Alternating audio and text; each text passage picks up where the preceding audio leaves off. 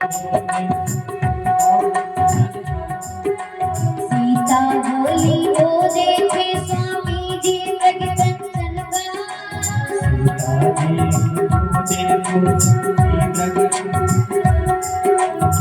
लाए चरण स्थान रहेगा 14 वर्ष के वन का।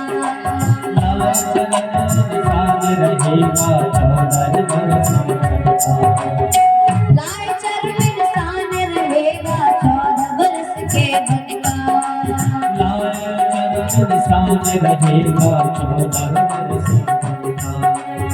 सीमाया की माया का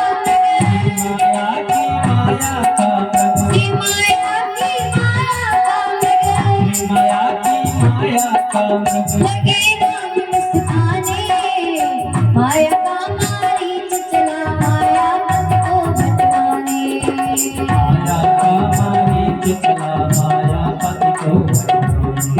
माया का मारीच चला माया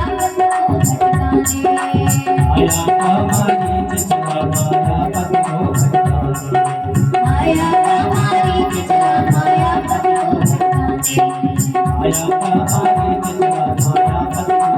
को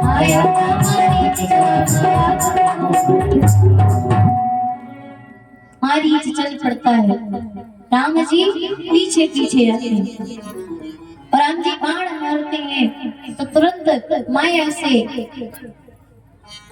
जोर से मारी चिल्लाता है, हे लक्ष्मण हे सीते। मैया के कानों में आवाज सुनाई देती। अंतिम समय में भी मारीच भगवान का नाम लेकर के धीरे से अपने प्राणों का त्याग कर देता है नाम लेकर के। कहते हैं मारीच इतना अधर्मी था, पापी था, फिर भी भगवान का नाम लेकर के कैसे उसकी मुक्ति हो गई, कैसे अंतिम समय में भगवान का नाम निकल गया। तो भगवान कहते हैं सन्मुख होई जीव मोहि जब ही जन्म कोटि यज्ञ समतल। जब व्यक्ति मेरे सन्मुख आ जाता है तो मैं उसके करोड़ों जन्मों के पापों को नष्ट कर देता हूँ। और मारीच के पास में जाते ही मारीच के सारे पाप नष्ट हो चुके थे। भगवान का नाम लेकर के भगवान के परम धाम जाता है। इधर मैया आवाज सुनती है, मैया घबरा जाती है, लक्ष्मण भैया से कहती है भैया लगता है आपके भैया संकट में हैं। लक्ष्मण भैया समझाते हैं भाभी भैया को कोई संकट नहीं आ सकता, उनका कोई अहित नहीं कर सकता। मैया नहीं मानती, मैया कुछ कठोर बोल देती है। लक्ष्मण भैया जाने के लिए तैयार होते हैं, एक रेखा खींच देते हैं, कहते हैं आप इससे बाहर मत निकलिएगा, आप सुरक्षित रहेंगे।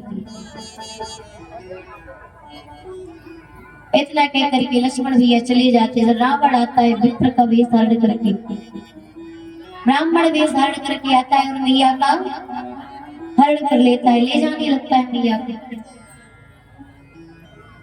मैया को ले जाने लगता है, मैया विलाप करने लगती है, जोर जोर से रोने लगती है। पुष्प विमान में बैठा करके रावण ले जा रहा है, सारे देवी देवता देख रहे हैं, लेकिन किसी की भी इतनी हिम्मत नहीं है कि रावण को जा करके रोक दे। सब इतना डरते थे। लेकिन हम लोगों का उस देश में जन्म हुआ है जिस देश में एक पक्षी ने देख लिया तो पक्षी ने जाकर के रावण से लोहा ले लिया। जटायु जी महाराज देखते हैं, जटायु जी महाराज तुरंत दौड़ करके आते हैं, मैया से कहते हैं सीते पुत्री कृषि जनित रासा करुण जात धान करत नासा। तुम चिंता मत करो, मैं अभी इस दुष्ट का वध करता हूँ। और पूरा जोर लगाते हैं, उड़ने का प्रयास करते लेकिन उड़ नहीं पाते। क्यों? 60,000 वर्ष की अवस्था हो गई है। जब उड़ नहीं पाते तो धिक्कारने लगते अपने आप को, कहने लगते हैं कि जब तुझे मांस खाना था तेरे पंखों ने बड़ी ऊंची ऊंची उड़ाने भरी, आज किसी की रक्षा करनी है तो आज जवाब दे दिया। पूरी ताकत लगाते अपने पंखों को फैलाते और उड़ करके आते रावण के सामने। अचानक से रावण घबरा जाता है, विचार करता है कि समेरु पर्वत तोड़ करके नहीं आ गया, देखता है रे ये तो बूढ़ा जटायु है, आने दो। रावण को जटायु जी महाराज बार बार समझाते, रावण नहीं मानता है। तो अपनी चोंच से रावण को घायल कर देते हैं और 24 मिनट तक के लिए रावण मूर्छित होकर के धरा पर गिर पड़ता है। जटायु जी महाराज वहीं पर बैठ जाते। किसी ने आकर के कहा कि अभी रावण अचेत है, जटायु जी आप मार डालिए इसको। जटायु जी कहते हैं युद्ध में निहत्थे पर युद्ध छोड़ करके भागने वाले पर कभी प्रहार नहीं करना चाहिए। मैं भारत का बच्ची हूँ और धर्म के विरुद्ध कार्य नहीं करता। तो कहते रही ये जागेगा तो तुम्हें मार डालेगा। रावण थोड़ी देर में जागता है और अपना कृपाण निकालता है, दोनों पंख काट देता है जटायु जी के। रावण को इतना साहस नहीं था कि जटायु जी के पंख काट दे, लेकिन जटायु जी महाराज ने जानबूझ करके कटवा लिया। विचार करते युद्ध में तो पार नहीं पा पाऊंगा, कहीं ज्यादा देर हो जाए तो मार ही ना डाले, तो जानबूझ करके पंख कटवा लेते हैं कि कम से कम प्रभु आएंगे तो बता तो सकूंगा।